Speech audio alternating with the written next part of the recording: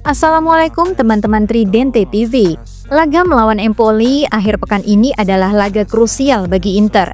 Kemenangan akan menjaga momentum mereka menempel ketat Napoli di puncak klasemen. Sayangnya dalam situasi demikian, Simone Inzaghi justru harus absen di pinggir lapangan. Selain itu, di luar lapangan, Inter Milan terus berupaya untuk membangun skuad. Kini Inter ingin kembali merajut tradisi pemain Kroasia di skuad mereka. Latar belakang insiden di laga kontra Bologna. Pada laga sebelumnya melawan Bologna, Simone Inzaghi terlihat sangat emosional di pinggir lapangan. Puncak dari amarahnya terjadi saat Inter tidak mendapatkan penalti yang menurutnya seharusnya diberikan setelah Marcus Thuram dilanggar oleh kiper Bologna Luka Skorupski. Ketegangan memuncak ketika Inzaghi menendang bola di pinggir lapangan, sebuah tindakan yang langsung berbuah kartu kuning dari wasit Luca Pairetto. Sayangnya kartu kuning ini menjadi akumulasi kelima bagi Inzaghi musim ini, yang berarti ia harus menjalani sanksi larangan mendampingi tim di laga berikutnya.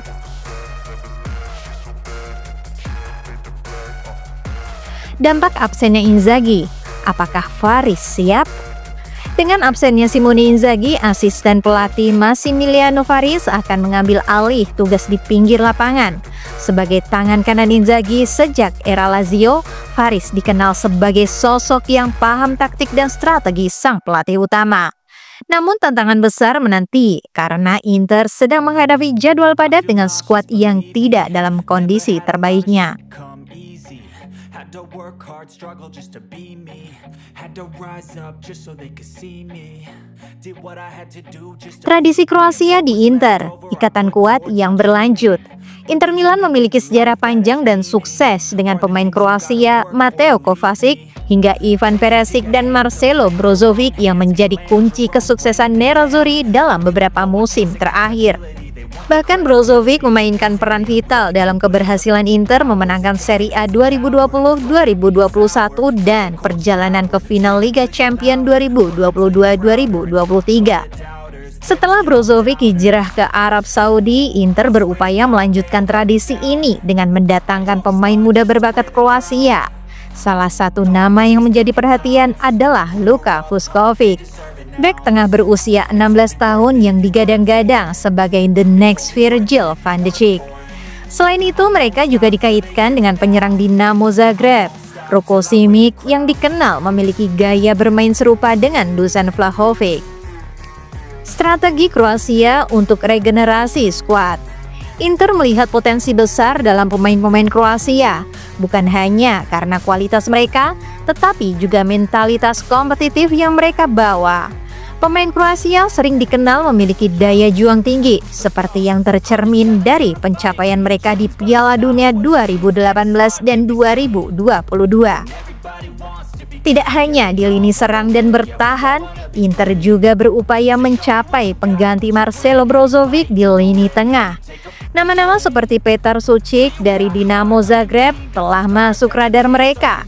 Sucic yang merupakan pemain serba bisa di lini tengah dianggap sebagai pilihan ideal untuk meneruskan warisan Brozovic.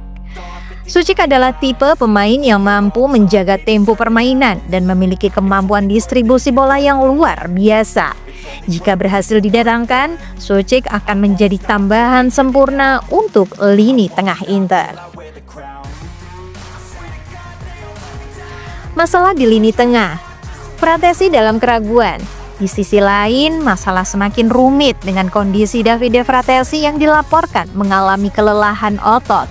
Dengan absennya Calhanoglu dan kondisi Henrikh Mkhitaryan yang belum sepenuhnya pulih, Fratesi sebenarnya diharapkan menjadi motor permainan di lini tengah.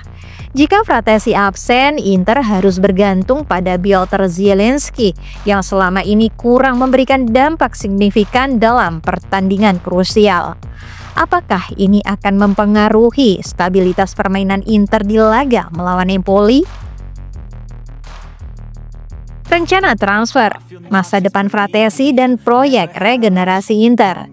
Situasi Fratesi semakin rumit dengan rumor transfer yang terus mengemuka. Roma dikabarkan sangat berminat untuk memulangkan sang pemain ke klub masa kecilnya.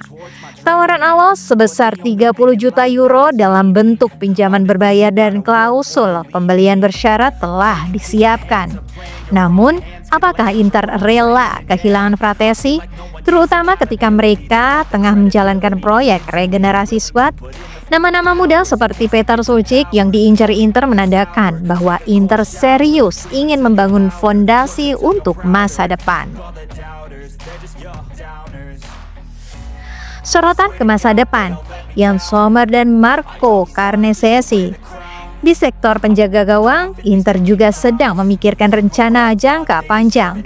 Yann Sommer telah menunjukkan performa sulit musim ini, tetapi usianya yang hampir 37 tahun membuat Nerazzurri mulai melirik Marco Carnesecchi dari Atalanta sebagai calon suksesor. Namun harga tinggi yang diminta Atalanta bisa menjadi batu sandungan. Apakah investasi besar di posisi kiper ini sepadan dengan resiko finansial yang harus ditanggung Inter?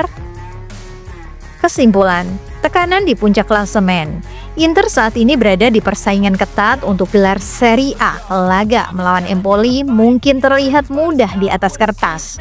Tetapi dengan absennya Simone Inzaghi dan beberapa pemain kunci, tantangan besar menanti. Apakah masih Emiliano Faris mampu menjaga kestabilan taktik Inter? Bagaimana menurut Sobat Tridente TV? Apakah langkah Inter untuk menjaga tradisi Kroasia ini langkah yang tepat? Dan apakah absennya Simone Inzaghi akan mempengaruhi performa tim lawan Empoli? Berikan pendapat kalian di kolom komentar ya. Jangan lupa like, share, dan subscribe channel ini untuk berita terbaru dan analisis mendalam lainnya. Sampai jumpa di video berikutnya. Forza Serie A, Forza Inter.